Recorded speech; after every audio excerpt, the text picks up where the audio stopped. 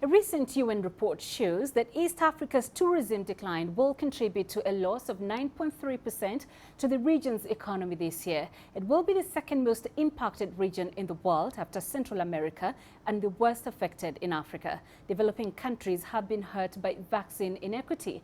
But it may not be all bad. A leading luxury hotel in Kenya has just reopened its hotels in the Mara Game Reserve. Let's get more insights from Mehdi Murad, Accor Country General Manager and the General Manager of Fairmont Hotels and Resorts in Kenya. Thank you very much, Mr. Murad, for joining us. So it's been a tough 1.5 years for your industry. Just give us a scope of how much you've been impacted by this pandemic. Good evening, and thank you for welcoming me today. I mean, the impact has been big, let's face it. A lot of hotels are still closed, a lot of hotels have not opened yet, but beyond hotels, it's all the economy that is linked to tourism that's been hit. Be it the restaurants, be it the tour guides, tour operators, conservancy even, communities. You know, we often speak about the direct jobs of hospitality and tourism, but beyond that, there's a lot of indirect jobs and livelihoods linked to that. As we speak today, you know, restaurants have still to close before 9 p.m. because of the curfew. We are still on reduced staffing for most of the hotels, restaurants. A lot of people are still jobless, sadly. They either lost their job, either they have not been called back to their jobs, or they are on reduced pay. So no, it's a very, very, very difficult time for us. I mean, certainly the worst in the history of tourism, definitely. And we're now seeing a faster vaccine campaign in Western countries. And here in Kenya, we just heard a directive from the government talking about public servants getting vaccinated by the 23rd of this month. So are all of these factors helping in the recovery of the sector? Basically, what helps us today, it is helping. Let's be realistic. We are optimistic. I mean, we have to be optimistic anyway. All the Western countries and the Western world being vaccinated is creating, of course, our tourists, our classical tourists, to travel back to us and come to us in confidence. Civil servants will help the country, definitely.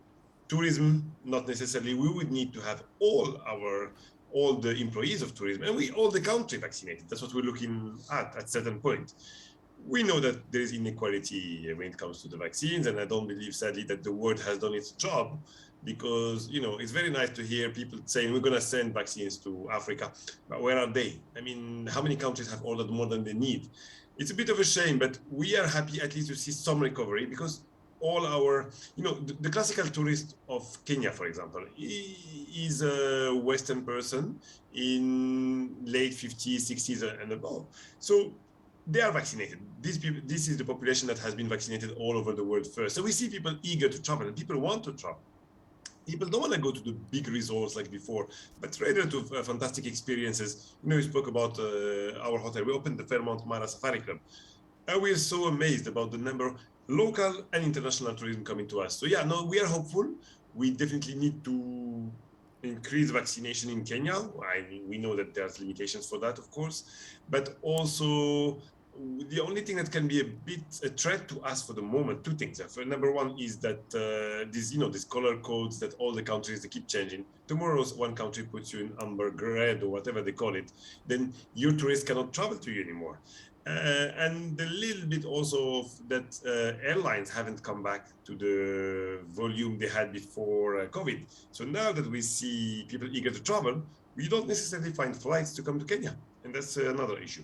But vaccination, definitely a positive one. And so last month, the East African community talked about a plan to revitalize the sector. And this, of course, included boosting not just local tourism, but regional as well. Are these factors likely to contribute, or maybe I should ask, how much of a contribution will this make to at least keep the sector afloat?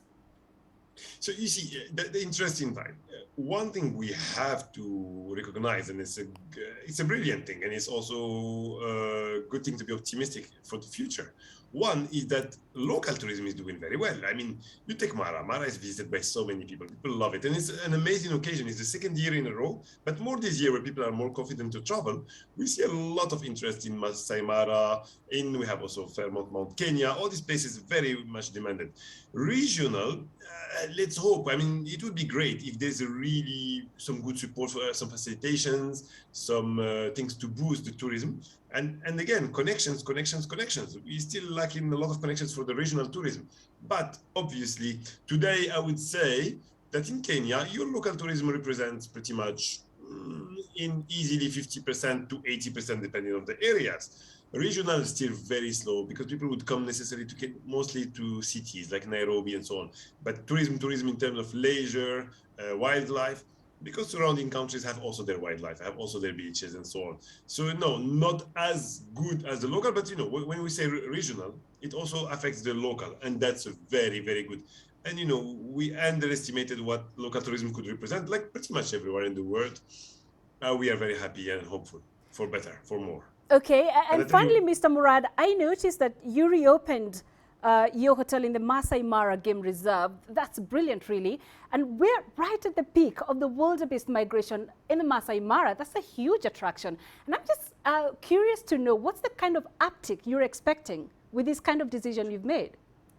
I mean, we are very, very happy. We have a lot of weekends 100% full. We don't have space. No, it's really good, really good. And, you know, local tourism comes in the weekdays, especially now it's the holidays period. And people discover areas they don't know. You know, Mara is not only about the main park. There's a lot of conservancies. And Fairmont Mara Safari Club is on a conservancy called Choro, close to Lemek. You should see the game we had there. It's not only about the migration. It is really Kenyans rediscovering Kenya or discovering Kenya. And we're really proud to be part of this, and it's doing very, very well. All right. Thank you very much for your time tonight, Mr. Mehdi Morad.